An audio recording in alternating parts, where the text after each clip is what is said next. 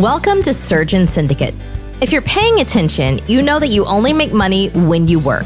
It might be great money, but it's dependent on you. The information on this podcast will help you solve that. We interview experts and provide analysis into financial freedom through commercial real estate. Why? To help physicians like you thrive. Let's dive in. Welcome back to the second half of the interview with Ash Patel. Let's jump right in. Ash has got some great advice on why to be looking at non-residential commercial real estate. Yeah. And, a lot of lessons learned in what you just shared. One of them being the thing that everybody does, including me, is buy the house down the street so you can keep an eye on it, right? And then you get tenants in there. But I promise you, the way that story usually ends is there's some unforeseen repair.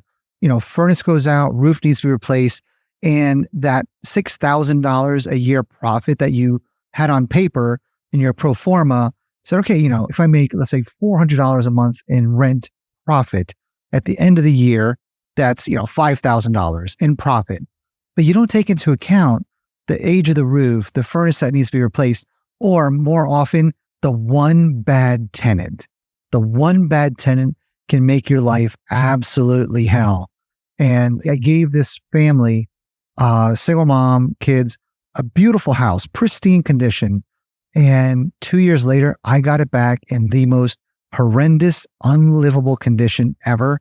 And it kicks you in the gut, man, right? That, you did something nice for somebody, you kept their rent very low, and then you just got tossed out. It sucks. The residential thing sucks. Just the way those leases are written, the landlord is responsible for basically everything, right? And it's not a way to build wealth. Maybe have some write-offs, have a little bit of income coming in. But I promise you, a lot of the people that underwrite these don't take into account, okay, in 3 years, I have to replace the furnace. The roof has 7 years left. This is what it's going to cost. Plug those things into your numbers, the higher taxes, right? Maybe the rents don't continue to go up. Maybe they stabilize or decrease a little bit. And then also throw in there a little bit of vacancy in that one bad tenant, right? The months of lost rent, the legal fees in getting them out, the damage that they're going to do. And that doesn't take into account the headspace that, the house down the street, you drive by it every day knowing somebody's in there just destroying it. Not a good feeling, right? So yes. And the apartment thing, look, if the returns were good on apartments, I would do that as well. There's just too much competition. It's become too easy to go from single families to duplexes. Then people started buying fourplexes, and then they bought 6 units, and then they raised money and bought 20, 30, 40, 50 unit apartment buildings. And pretty soon, the playing field of apartment investors has gotten so oversaturated. And because of that, the returns have come down so much, right? So whereas with commercial real estate, Mike, we look at the risk a lot differently. We buy value add. So we buy towards the bottom. And we know that if we improve the vacancy, improve the tenant mix, raise rent a little bit closer to market, that there's a lot of forced appreciation. And we're not bound by comps. Some of the biggest benefits of commercial real estate is our tenants, our business owners, right? So I have tenants that will, on their way in to this office building, if they see trash or weeds, they'll pick them up, they'll pull them, they'll get the sprayer. If the snow removal guys didn't do a great job, there's a bucket of salt, they'll throw some salt on the stairs. Residential tenants don't care. They don't do that kind of stuff, right? Business owners, they'll wash their windows, they'll change the light bulbs, they'll keep the parking lot clean. They care about the appearance and the facade and the vibe of your property. In addition to that, we're not bound by comps. So if you have a Class B apartment building and you raise rents, you renovate everything, but right down the street, there's a Class A apartment building, they charge $1,000 a month for beautiful new Class A property, you're probably bound to about $800 a month on your rents. Because at some point, people are going to be like, wait a minute, I'll just pay the $200 more and go live in that really nice spot. For us, we're not bound by any kind of rents. If you have a vacant building that you picked up for a couple $100,000, you sign a 10-year lease to a Dollar General or Family Dollar, you've now made over $1 million with signing one piece of paper, right? So, I mean, it's a totally different way to build wealth. It's by no means slow and steady, and it's by no means risk averse, but the way that we buy value add is we're buying at the bottom, and we have evidence that shows we can improve it. We never buy and roll the dice, think, oh, you know what? It'd be great if I can get a national tenant. No. During due diligence, we test market the property, right? We find out how attractive it is based on so many different metrics, and then we move forward with the purchase. So what you're saying for the due diligence is that period before you close. And so you're actually getting it near leased before it closed. So somebody asked me once, a doc was like, well, why doesn't the person who own it, why don't they just lease it? Why isn't it leased? Why is there a bottom? Why do these things happen? Great question. So maybe it's, somebody like me where I've had a lot of smaller office buildings, strip malls, and then, I go buy $5, $6, $7 million strip malls and office buildings. What's going to get my attention, right? The $500,000 office building, sorry, it's not really worth my time. And I'm looking to offload that. I don't want the headaches. I don't have the time to put into it, right? Or it could be a probate, inheritance. A lot of times when children inherit commercial property, they don't know what to do with it. They don't want to sell it. There's infighting, and they just kind of hang on to it and let it go downhill. They could be, people that have gotten old and moved out of state for so long, they ran the property and they think it'll run just fine remotely, and it doesn't. So there's a lot of different factors. Yeah. Look, a lot of people have commercial property as a write-off. They can honestly care less how much of it is leased up or not, right? People with an excessive amount of money are cool. Literally, I've bought strip malls from them that if there's a vacancy, they will put zero effort into leasing it out. They just don't want to be bothered. Whatever, tenants are there on day one, cool, you leave, you can leave. I'm not replacing you. I don't care about selling the strip mall at a loss. I just want the tax write-off. Yeah, or it's somebody who was active and then they got a little older and they're like, this cash flow is enough for my lifestyle. They never bother to raise the rents. Yeah, 10 years later, they're like, all right, I'm going to sell it before I die or after, and it's an inheritance. And it may be full, but it's got 10-year-old rent rates in it, and you pick it up and you can instantly raise the rents. And now you've changed both the cash flow and it's valued now on the rent it brings in. So it's worth $1 million more. Man, I got to tell you a story. So for many years, I was a one-person shop, and I became friends with all my tenants, right? Something that people are shocked to hear is pre-COVID, I would do a happy hour at my house once a quarter for all my commercial tenants. Like, I love hanging out with these people. It's great networking. They're business owners, right? So I became friends with them, and my wife would never believe this, but I'm a really nice guy, and I had a hard time raising rents. So I just didn't have it in me to raise rents. And this went on for many, many years. I hire an operations manager, and one of the first things she does is say, oh my God, why are they only paying this much? And I'm like, I don't know. I don't have the heart to tell them they got to pay more. So she went in and started raising all their rents, right? But at the time, these were buildings that I've had for a while. I didn't really care a whole lot. I would have been happy to sell them off and get them off my portfolio. But that's what happens. We become complacent, right? I became friends. I didn't want to have that hard conversation, which is a great reason why I hired that out.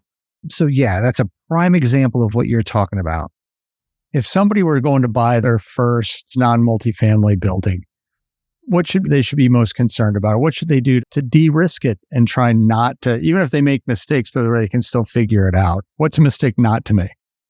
So the first thing you look at is what has to happen for me to lose money, right? So you look at the current income and you look at the current expenses and you think, okay, how much more vacancy can I absorb? If these tenants stop paying rent and or leave, am I still okay? If you're one tenant away, multi-unit property, from losing money or breaking even, you can't buy that. But if you can absorb 30% vacancy and still be okay, great. That's a starting point. Now, what makes you think that you're going to be able to make money and make this property better? That's the next step. Is the population growing in that area? Are there more jobs coming in? Are traffic counts increasing on the adjacent roads? Is the household income going up?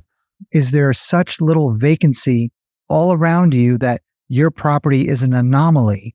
You look at all those other factors, right? And, during due diligence, you've seen these due diligence lists, Mike. You go as far as calling the economic development office. You call the chief of police and get their opinion on the building. You go talk to different tenants, neighboring businesses, and you do all of your legwork. And until you have evidence that you can improve this property, you still don't buy it. Just because you can absorb additional losses, that doesn't mean you move forward. That just means, okay, you can go on to step 2. And then step 2 is, can you provide evidence that you can make this property better? Okay. It's interesting how much when you talk to people, they'll tell you that you didn't even ask for. I had a conversation last week with a zoning commissioner, and I was calling saying, do you think we could rezone this property? And he was like, yeah, the city wanted it to be this. It hasn't sold. We're just waiting now for it to be rezoned. He's like, basically, these are the 2 things we don't want to do. Everything else is on the table. And I asked him, I go, well, what would the city really like there? And he said, well, you should talk to the head of the planning commission, who's the mayor. It's a smaller town. Gave me the mayor's number. Called the mayor. The mayor was totally excited to talk about what he thought was there, what he thought, what the city would like to have there. And they just laid out this pathway to, like, if you want to try and make this go, here's how we'll help you. And so it may not be a done deal, but they tried to paint the road. And the funny thing is, the mayor at the end is he's like, that building's not doing well right now, and that's bad for taxes. He's like, I like taxes. I want to help somebody get in there who's going to collect more taxes. Make the building worth more so it could be taxed more, get a business that's doing sales taxes. And I didn't expect to get that kind of support out of city leaders. And maybe they're not all that way, but it's an interesting who jumps forward to help you. Good for you for asking those questions, because many people don't, right? And what we've found over the years is every time we buy a property, we will make the phone calls to the economic development, planning, zoning. If it's a city council member, we can get on the phone, a mayor, if it's a small town. And based on their attitude, will often determine if we walk away from a deal or not. We had one of the most lucrative deals ever in a small town in Illinois, we'll just say. And this was like 40% cash on cash returns on a $6.5 million strip mall. When we spoke with the city council member that was on the phone in economic development, I asked them, how would you improve this property? And their answer was, well, I'd probably tear half of it down so it doesn't appear vacant. And I'm like your answer is to knock down half of a strip mall. That's as best as you can do. So that sealed the deal for us. We knew that it would be impossible getting anything done with this city. And Mike, we've seen, look, I've had buildings that I was able to pick up very cheap from municipalities that wanted us to put a bar, a brewery, a restaurant in them. And when we went to city council meetings and they were difficult to deal with, we walked away from them, because those are the towns that are stagnant. If you ever look at the booming suburb that's around you, go to one of those city council meetings and you'll see that they're cohesive. They're all, laughing and joking together, and they're supportive of their community. Whenever you see a town that hasn't changed in 20 years, go to one of their city council meetings and you'll see there's a lot of passive aggressiveness, a lot of infighting, and they're politicking more than supporting the community, right? So that's a huge, huge part of our due diligence, is find out what kind of city council they have. And that's where maybe you see, when you look at a growing suburbs, that one suburb is booming and the next one over that seems like for no good reason is lagging behind because the politics aren't growing. I've seen it for over 10 years. Some of these city leaders are so welcoming of businesses, even if they don't have money to give. Just the fact that they're supportive and welcoming is half the battle, right? And now, look, there's not a lot of municipalities that can start giving out grants and tax abatements and free funding. But as long as they're supportive of business, it's a thriving community. But the ones that, it's two sides divided, city council, mayors at odds with people in the city council, those are the towns that are stagnant. And you absolutely want to avoid going in there because you'll often get used as a pawn between the two sides. And we've had that happen before. Oh, well. So here before we finish up, so talking to docs again, so a doc listens to this and says, wow, this sounds pretty cool. Time is always an issue, because doctors are busy. Any advice for, how to start out, or I guess that, could it be finding partners, finding somebody who you put your money with, or doing your own deal? Well, if, you said, okay, I've got 5 hours a week I can put into this, what would you do with that 5 hours? Okay, so nobody has the excuse not to listen to an audiobook, right? Let's just start there. What you mentioned earlier about all the fees that money managers and 401ks charge and pension plans charge becomes very evident in a book called Unshakeable by Tony Robbins. It's a pretty easy book to read or listen to.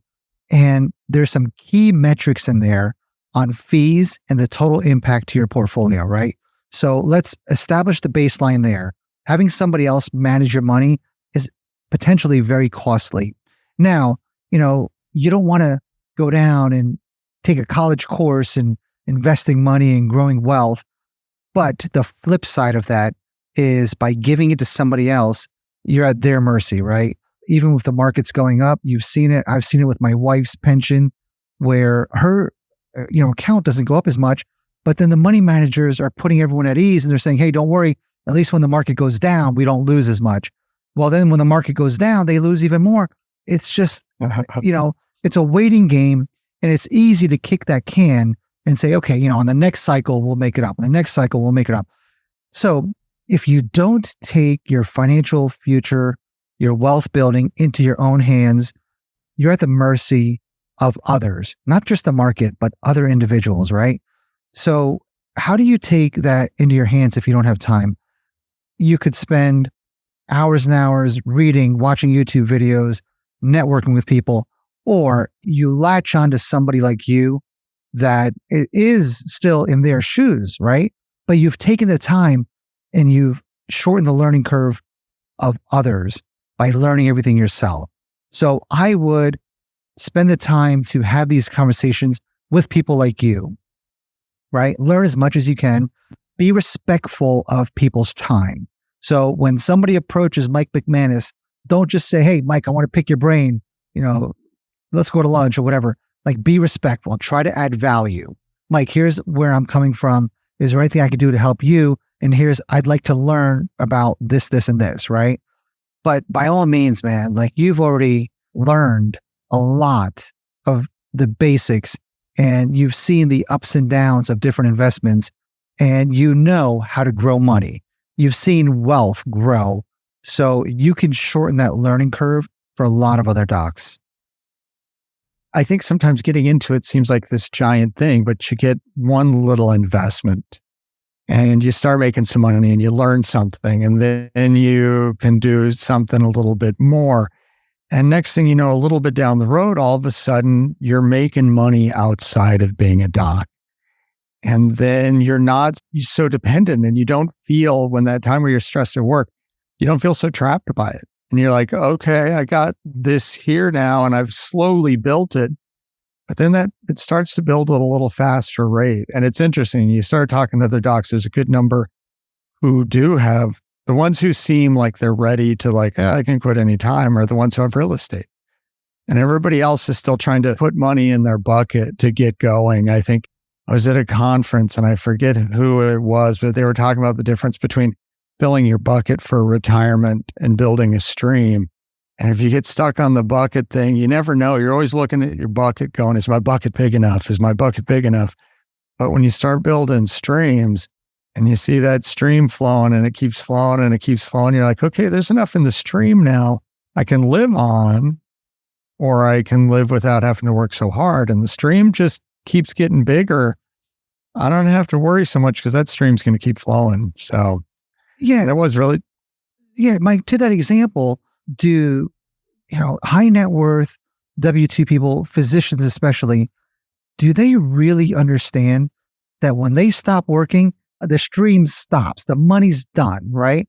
And then you have this arbitrary number. Okay, if I have $4 million saved up, I can live on this much money. Come on, really? Like, that's what you want to do? What if something happens, right? What if you want to put a nephew or niece through college? Like, I don't understand how somebody so well educated can be okay with the fact that when they stop working, the money stops coming in, right? Look, my wife and I, if I was still a W-2 person, my wife's still a physician, we would end up working till our 60s because that's the pensions that were set up with our employers, right? Our lifestyle's gone up, savings maybe has gone up a little bit, but that was our plan. That was our path. And honestly, it was just finding real estate where I've been begging her to quit her job for years, but she truly loves what she does. So, she works 4 days a week, pretty stress-free now.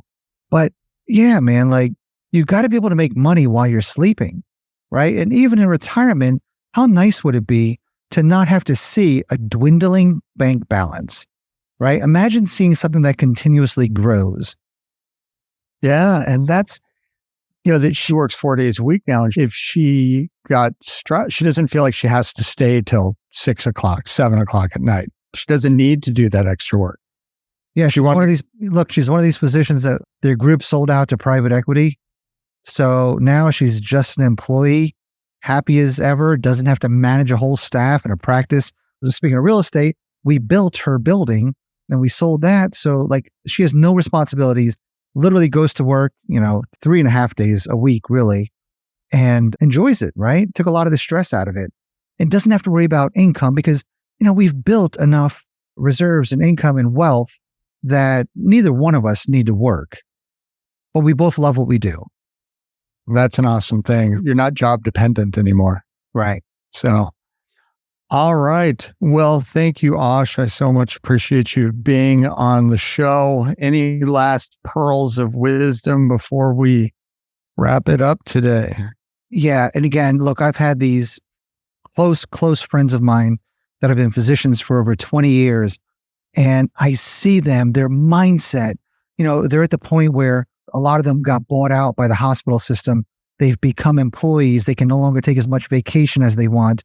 They've become a slave to their system. And look, it's no secret. Every year, most physicians probably make less and less money because reimbursements are going down. They're working harder and they're fighting harder for every dollar that they make.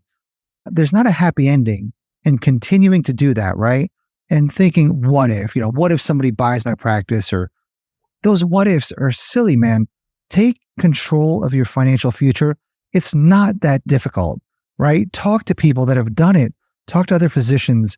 Real estate, real estate for me is the most efficient way I've ever found to grow wealth, right? Forget those, Bitcoin, crypto. I've invested in a lot of startups. Real estate is still the most efficient way I've ever seen on growing wealth. So take advantage of that. All right. Thank you, Ash. Appreciate it. And that's it for today. This has been an episode of Surgeon Syndicate. If you got value from this episode, other surgeons are hungry to become job optional, and you can help them by sharing this content today. Schedule a call and we can make a plan. Looking forward to having you with me on the next episode.